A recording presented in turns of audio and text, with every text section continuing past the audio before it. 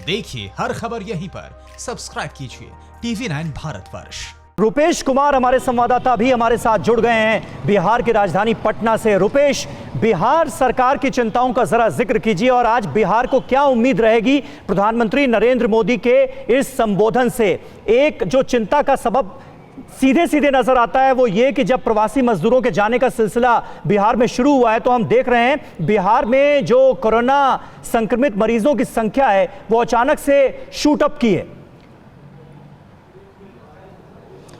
समीर, 150 ऐसे कोरोना संक्रमित मरीज इस वक्त मिले हैं 4 तारीख से 10 मई के बीच में, जो ट्रेन से दिल्ली से, मुंबई से, बाकी राज्यों से बिहार पहुंचे हैं। ये मात्र इन 6 दिनों में 150 ऐसे मरीज मिले हैं जो प्रवासी मजदूर हैं। अब चिंता का कारण, चिंता का सबब समझा जा सकता है।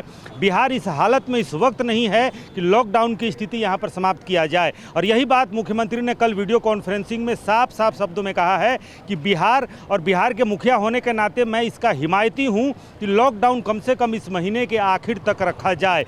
1,80,000 लॉकडाउन 1 में लोग पहुँचे हैं जो सड़क मार्ग से आए थे, उन्हें अपने अपने केंद्र पे भेजा गया। उसके बाद अभी तक 2 लाख लोग पहुंचे हैं। 2.5 लाख लोग जो ट्रेनें आने वाली हैं, सिर्फ ट्रेनों से 2.5 लाख लोग आएंगे, यानी कि कुल मिला के ये लगभग 5 लाख लोग होते हैं। लेकिन मुख्यमंत्री ने साफ साफ प्रधानमंत्री को भी कहा है कि अगले 7 दिनों में जितने लोग बाहर के राज्यों से बिहार आने चाहते हैं उन सबको बिहार लाया जाएगा, और 14 लाख लोगों ने ये मदद की गुहार बिहार सरकार से की है। यानी अगर वो 14 लाख लोग बिहार पहुंचते हैं तो समझा जा सकता है कि कैसा कोरोना विस्फोट होगा। मात्र 4 मई से 10 मई के बीच में जितनी टेस्टिंग हुई है, टेस्टिंग में इसलिए कह रहा हूं कि सारे लोगों की टेस्टिंग नहीं हुई है। लगभग 5 लाख लोग बिहार पहुंचे हैं लेकिन सबकी टेस्टिंग नहीं हुई है।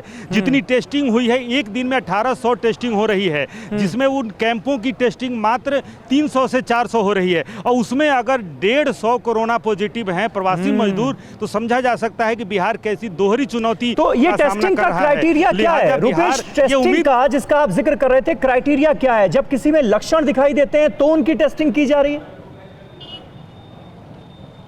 नहीं, सिर्फ एसिम्टोमेटिक भी टेस्ट हो रहे हैं, लेकिन फिलहाल बिहार में सिर्फ वही टेस्ट हो रहा है। कहीं अगर कोरोना पॉजिटिव मिल रहा है तो उसके सगे संबंधी, उसके संपर्क में आने वाले लोगों की ही टेस्टिंग हो रही है। मान लीजिए BMP5 में अगर कोई 60 वर्षीय बुजुर्ग अगर वो पॉजिटिव आता है तो BMP5, BMP10, BMP14 उनके संपर्क में रहने वाले या उनके घर या प्रोफेशनल, यानी पर्सनल या प्रोफेशनल जितने उनके संपर्की हैं उनका टेस्ट किया जा रहा है, पॉजिटिव या निगेटिव, या उनको क्वारंटाइन किया जा रहा है। लेकिन मुख्यमंत्री ने कहा कि हम एक दिन में 10,000 टेस्ट करने की क्षमता वाला किट चाहते हैं, क्योंकि हम एक मैसिव टेस्ट चाहते हैं बिहार में। खास करके जितने लोग प्रवासी आए हैं उन सब की एक एक व्यक्ति की, ना सिर्फ उनको क्वारंटाइन में अभी रखा गया है बल्कि सबका टेस्ट कराना ये बिहार चाहता है, क्योंकि जो आंकड़े बता रहे हैं वो बहुत विस्फोटक स्थिति इस वक्त बन गए हैं, और इससे ज़्यादा विस्फोटक स्थिति आने वाले समय में जब वो अपने घर 14 दिनों, क्योंकि 14 दिन से ज़्यादा आप रखेंगे नहीं, 14 दिन के बाद बगैर टेस्ट किए सिर्फ स्क्रीनिंग के आधार पर उनको अगर घर भेजा जाएगा तो बिहार में सोचा भी नहीं जा सकता है कि क्या स्थिति पैदा होगी। लिहाजा मुख्यमंत्री ने अपनी तमाम चिंताओं से अवगत कराया है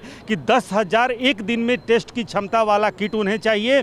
लॉकडाउन 31 मई तक कम से कम बढ़ाया जाए। बिल्कुल रुपेश, शुक्रिया आपका। उमेश पाठक, मनीष झा, अभिषेक उपाध्याय, आप सबका भी बहुत बहुत शुक्रिया। तो अलग अलग राज्यों की जो चिंताएं हैं उसका हमारे रिपोर्टर जिक्र कर रहे थे। रविशंकर दत्ता कोलकाता से हमारे साथ जुड़ गए हैं, और आपको याद होगा कल की वीडियो कॉन्फ्रेंसिंग के जरिए जो मीटिंग हुई उसमें ममता बनर्जी ने पश्चिम बंगाल की मुख्यमंत्री ने भेदभाव की राजनीति का आरोप भी लगाया था और कहा था कि केंद्र सरकार की तरफ से जो चिट्ठियां भेजी जाती हैं पश्चिम बंगाल वो पहले ही लीक हो जाती हैं। फिक्र आपकी, सोमवार से शुक्रवार रात 9 बजे सिर्फ TV9 भारतवर्ष पर।